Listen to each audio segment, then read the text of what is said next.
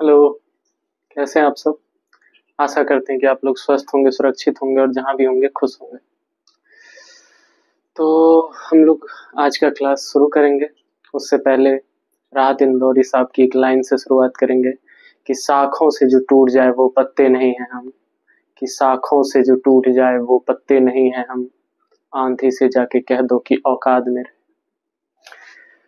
तो पिछले क्लास में हम लोगों ने पढ़ा था पूरा पाषाण काल के बारे में कि पूरा पाषाण काल का जीवन काल कैसा था, वहां के लोग कैसे थे, वहां के लोग कहाँ रहते थे, कैसे जीवन यापन करते थे, ये सब हमने पिछली क्लास में पढ़ा था।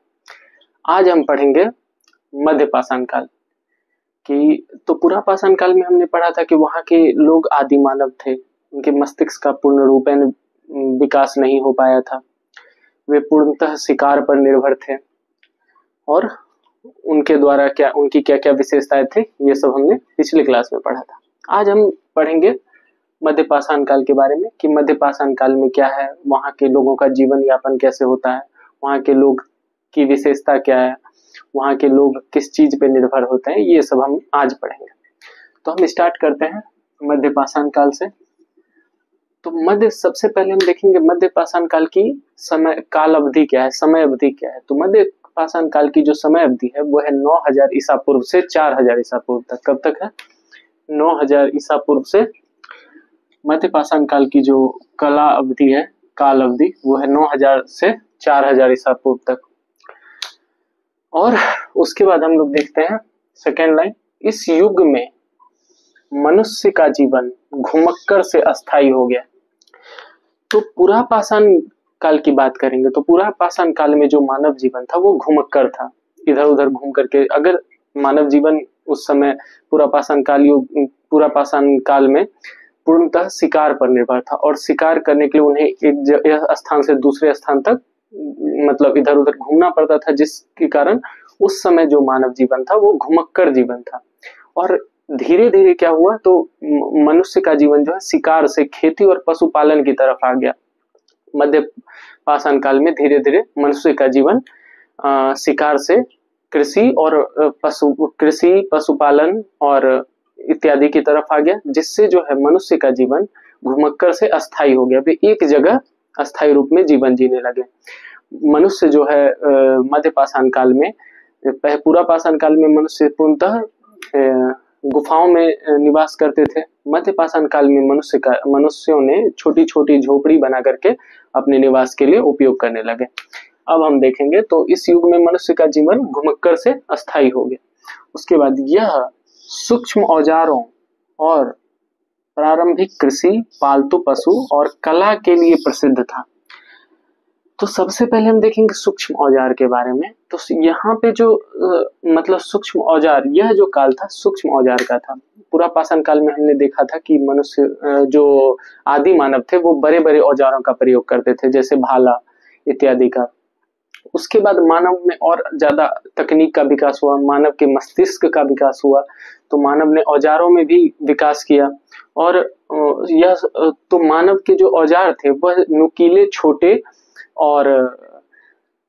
छोटे और पतले हुआ करते थे, जिनसे कि शिकार करना और भी ज्यादा आसान हो गया। और ये जो औजार थे ये पूर्णतः लकड़ी या फिर हड्डी के बने होते थे।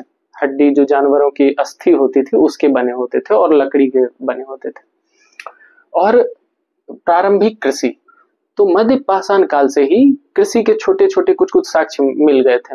हालांकि कृषि का पूर्णतः विकास नव पाषाण काल में हुआ था, लेकिन मध्य पाषाण काल में जो वहां के लोग थे वो थोड़ी थोड़ी कृषि के बारे में समझने लगे थे कि कृषि क्या होता है, कैसे की जाती, ये सब यहाँ से हुआ था। उसके बाद पालतू पशु, तो मनुष्य ने मध्य पाषाण काल में सबसे पहले पालतू पशु के रूप में कुत्ते का इस्तेमाल किया था। पालतू पशु के रूप में इन्होंने सबसे पहले कुत्ते को पालतू पशु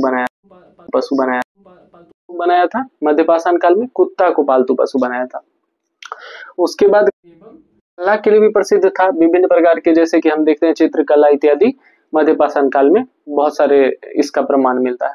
उसके बाद हम देखते हैं और औजार के रूप में छोटे पत्थरों से बने औजार, जैसे कि तीर छुरी। ये जो छोटे पत्थरों से जो बने औजार थे इन छोटे पत्थरों से बने औजार को माइक्रोलिथ्स कहा जाता था। इन छोटे बने जो औजार थे, अभी हमने बताया कि मध्यपाषाण काल के लोगों ने छोटे, पतले और नुकीले औजारों का उपयोग करना प्रारंभ कर दिया। और ये जो नुकीले, ये जो छोटे पत्थर के और हड्डी के जो बने औजार होते थे, इनको क्या कहा जाता था? तो इनको माइक्रोलिथ्स कहा जाता था। ठीक, अब हम देखेंगे। और यहाँ पे अभी हमने पढ़ा कि कला के लिए भी प्रसिद्ध था यह काल, कला के लिए भी प्रसिद्ध था। तो कला में गुफाओं में चित्रकला, जैसा कि हमने बताया कि चित्र कला के लिए प्रसिद्ध था, कला में भी विशेष करके चित्रकला के प्रसिद्ध था। और गुफाओं में विभिन्न प्रकार के चित्रकला के प्रमाण देखने को मिलते हैं। और ये जो चित्रकला थी, ये किन किन चीजों के मिलते हैं? तो ये मानव, नृत्य और पशु, मतलब कि मनुष्य के और नृत्य करते हुए लोगों के और पशुओं के चित्रकला के प्रमाण मिलते हैं। कहाँ से मिलते हैं? तो मध्यपाषाण काल में। कहाँ से मिलते हैं? तो गुफाओं में मिलते हैं। ठीक, अब हम देखेंगे यहाँ समाज कैसा था। मध्यपाषाण काल में समाज कैसा था, वहां के लोग कैसे रहते थे, वहां के लोग का एक दूसरे के प्रति व्यवहार कैसा था, उनका जीवन यापन कैसा था, ये सब हम देखेंगे। तो यहाँ का जो समाज था, यह छोटे समूहों में जीवन, सहयोग और कार्य विभाजन की शुरुआत हुई थी। यहाँ छोटे समूहों में जीवन की शुरुआत हुई थी और सभी एक दूसरे में, जैसे ही मस्तिष्क का सभी में विकास हुआ, तो सभी एक दूसरे में कार्य विभाजन के रूप में कार्य को करने लगे। अब हम देखेंगे यहाँ के महत्वपूर्ण स्थल एवं विशेषता। तो यहाँ के महत्वपूर्ण मध्यपाषाण काल के जो महत्वपूर्ण स्थल है और वहाँ की क्या क्या विशेषताएं थी, ये अब हम देखेंगे। तो यहाँ के अगर हम पहला स्थल देखें तो भीमबेटका। भीमबेटका कहाँ पे है? तो भीमबेटका भारत के मध्य प्रदेश राज्य में स्थित है। भीमबेटका भारत के मध्य प्रदेश राज्य में स्थित है। और यहाँ की क्या विशेषता है? तो यहाँ से शैल चित्रकला, मानव व पशु की आकृतियां। तो शैल चित्रकला का अर्थ होता है कि जो पत्थरों या फिर पहाड़ों या फिर गुफाओं में जो चित्रकला का प्रमाण मिलता है, उसे शैल चित्रकला कहते हैं। और यहाँ से किन किन के चित्र के प्रमाण मिले हैं, अभी तुरंत बताया है कि मानव व पशुओं की आकृति के। किनके? तो मानव व पशुओं की आकृति के। अब देखेंगे दूसरा है बागौर। बागौर कहाँ है? तो बागौर भारत के राजस्थान राज्य में स्थित है। बागौर भारत के राजस्थान राज्य में स्थित है। और यहाँ से क्या क्या प्रमाण मिलता है, यहाँ की क्या क्या विशेषताएं हैं? तो यहाँ से पशुपालन व अग्नि प्रयोग के प्रमाण मिलते हैं।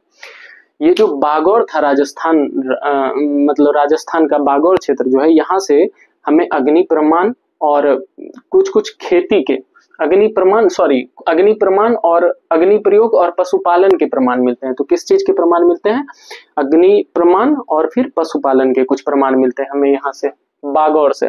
Okay, then लंगहनाज। लंगहनाज कहाँ पे है? तो लंगहनाज भारत के गुजरात राज्य में स्थित है। अब हम देखेंगे यहाँ की क्या विशेषता है और यहाँ से क्या क्या प्रमाण प्राप्त हुए हैं।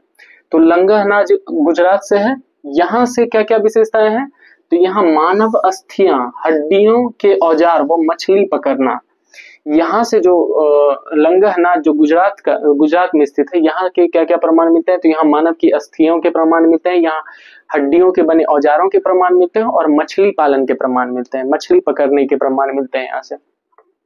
अब हम देखेंगे आदि चंदलूर। आदि चंदलूर कहाँ है? तो आदि चंदलूर भारत के तमिलनाडु राज्य में स्थित है। और इसमें देखेंगे तो यहाँ से क्या क्या प्रमाण मिलते हैं? यहाँ से तांबे के औजार व बर्तन, यहाँ से तांबे के औजार व बर्तन के प्रमाण मिलते हैं। तो आदि चंदलूर से क्या मिलते हैं? तो तांबे के बर्तन के प्रमाण मिलते हैं, तांबे के औजार व बर्तन के प्रमाण मिलते हैं आदि चंदलूर से। अब हम देखेंगे कुछ और मुख्य विशेषताएं मध्यपाषाण काल की। तो यहाँ की विशेषताएं देखा जाए तो इस युग में मनुष्य ने शिकार से खेती की ओर, गुफा से बस्ती की ओर और जंगली जीवन से समाज की ओर कदम बढ़ाया। तो मध्यपाषाण काल में जो है मनुष्य ने गुफा से बस्ती की ओर, मनुष्य ने शिकार से खेती की ओर। अभी हम बताएं कि पहले जो पुरापाषाण काल में था, मनुष्य का जीवन पूर्णतः शिकार पर निर्भर था। अब मनुष्य धीरे धीरे पशुपालन पर आ गया, कृषि का थोड़ी बहुत समझ आ गई। पूर्णतः कृषि नहीं आई, लेकिन थोड़ी बहुत कृषि की समझ आ चुकी थी। तो मनुष्य ने शिकार से खेती की और गुफा से बस्ती की और पहले गुफा में रहते थे, धीरे धीरे विकास हुआ तो बस्ती बनाने लगे, छोटी छोटी झोपड़ी बना करके रहने लगे और जंगली जीवन से समाज की ओर कदम बढ़ाया। मतलब पहले मनुष्य का मस्तिष्क का विकास उतना अच्छे से नहीं हो पाया था, तो जब जब धीरे धीरे जैसे ही हम आगे आए तो मनुष्य के मस्तिष्क का विकास हुआ और मनुष्य में समाज की ओर, समाज बनाने, छोटे छोटे टुकड़ों में बंटने लगे, सभी एक दूसरे में कार्य को बांट करके करने लगे, इन सब चीजों का विकास हुआ। उसके बाद यह युग नवपाषाण काल की भूमिका तैयार करता है।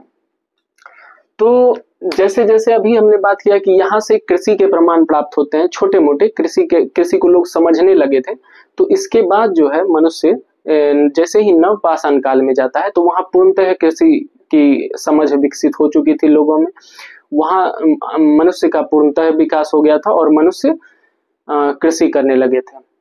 तो हम लोगों ने आज देखा मध्यपाषाण युग, पहले हमने देखा था पुरापाषाण युग। पुरापाषाण युग में हमने देखा कि मनुष्य कैसे आदि मानव के रूप में था, उसके मस्तिष्क का विकास नहीं हो पाया था, और फिर जैसे जैसे मध्यपाषाण युग में मनुष्य आता है उसके मस्तिष्क का विकास होता है, उसके रहन सहन, वेशभूषा, सब चीज का विकास होता है, उसके खान पान का विकास होता है। पहले मनुष्य घुमक्कर हुआ करता था, घूम करके शिकार करना पसंद करता था। अब मनुष्य अस्थाई हो चुका है। अब जैसे जैसे मनुष्य का विकास होता गया, मनुष्य में कार्य करने की क्षमता का विकास हुआ, मनुष्य की जो कला है उनका विकास हुआ, समाज का विकास हुआ। ये सब हमें मध्यपाषाण काल में देखने को मिलते हैं। तो आशा करते हैं कि आपको आज का क्लास अच्छा लगा होगा, और जो भी त्रुटि आपको आज की क्लास में नजर आई होगी आप कमेंट के माध्यम से हमें अवगत कराएंगे। तो आज के लिए इतना ही, अगली क्लास में हम पढ़ेंगे नवपाषाण काल। Thank you so much. जय हिंद, जय भारत।